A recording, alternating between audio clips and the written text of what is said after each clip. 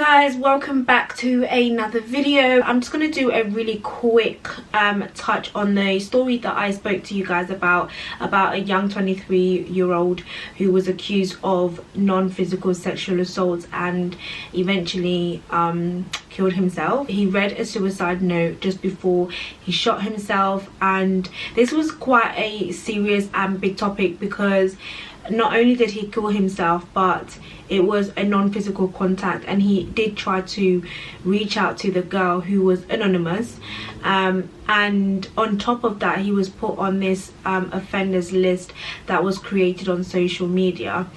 Now you guys go ahead and watch that video. It's very sad, so it is triggering, just as a disclaimer to put that out there. There is following on that, so I thought that was only fair that I follow up and touch upon that, since you guys wanted to know if there was a follow-up. Woman who social media blames for the suicide death of Nigerian designer says she accused him of being an abuser despite not having all of the evidence. When I first came across the story, I was literally so heartbroken already, and just reading off the comments that you guys left under that video, just to know that this is such a high thing, especially in the US.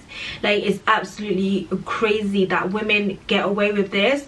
But let me just continue with what's the update on that. So this lady called Nanichi Inez, who social media users say accused creative designer and founder of Uhuri Designs, which was Izu's business, better known as Izu, of sexual assault, which unfortunately resulted in his suicidal death. Inez admitted that she once publicly accused men of rape on Facebook after speaking with their accusers. She wanted to provide clarity on the Izu matter and says she never accused him of rape, although she did publish his name on a list titled Abusers that was posted to social media. Inez is not the lady who, just in case it's a bit confusing, Inez is not the lady who was abused. Inez is the lady who publishes these people's names on the list, so people will reach out to her and say, hey, this person abused me, I want to add them on this list.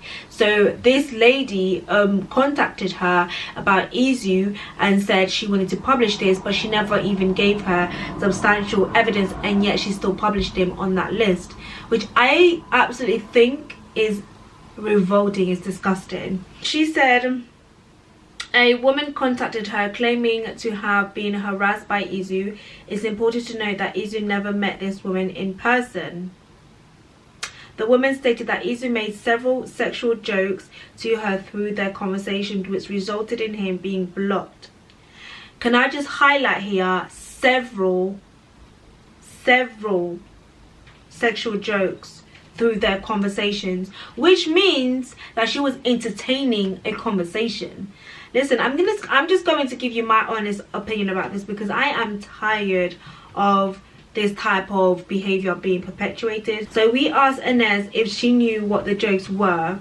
She was unable to provide that answer. Basically, you're not able to provide an answer as to what the jokes were, but yet you're so quick to put him on a list. Okay, let's keep reading. Okay, so this is what she said.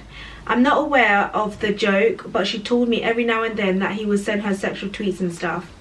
Inez did allude to having screenshots of alleged text messages from Izu and the alleged victim of harassment, where he apparently apologized on April 4th, 2020 for making the jokes, and says he was only trying to be funny and didn't mean any disrespect.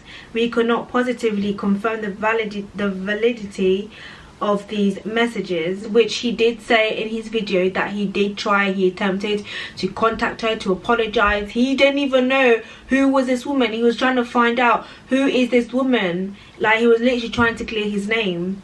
When asked if Inez had any proof that Izu contacted the alleged victim between April 4th and June 29th, when his name was published on the list, she couldn't provide physical evidence. She said he was still contacting her from different numbers.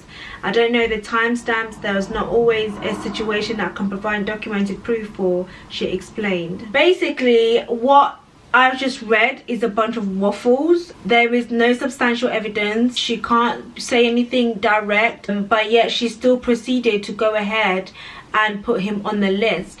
If the girl who made these claims felt some type of way, because sometimes, I don't know, you might meet somebody, you entertain a conversation, then you feel like, actually I'm feeling uncomfortable, you tell them to stop. Some guys want to persist, they don't want to stop, then you confide in somebody.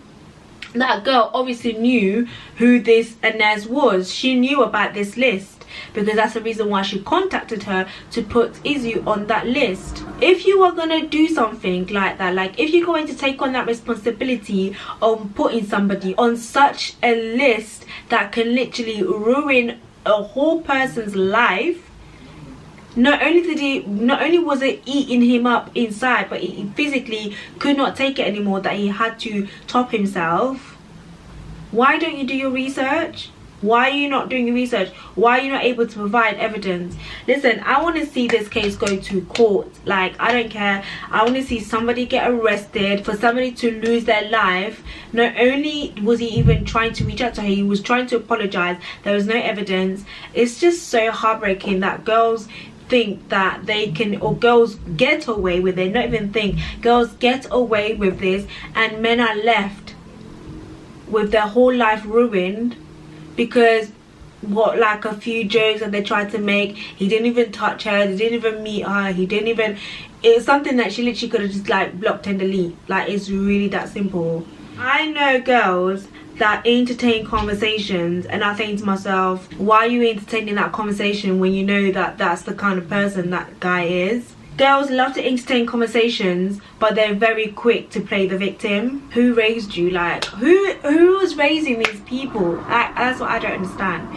Who are raising these people? This case is like, it's so crazy because it makes me feel so sad. The rape culture in general is so toxic. It's that type of behavior that make issues for women who actually do go through real abuse to come forward, because girls who fake, who lie, who take advantage, make it harder for girls who actually need the help.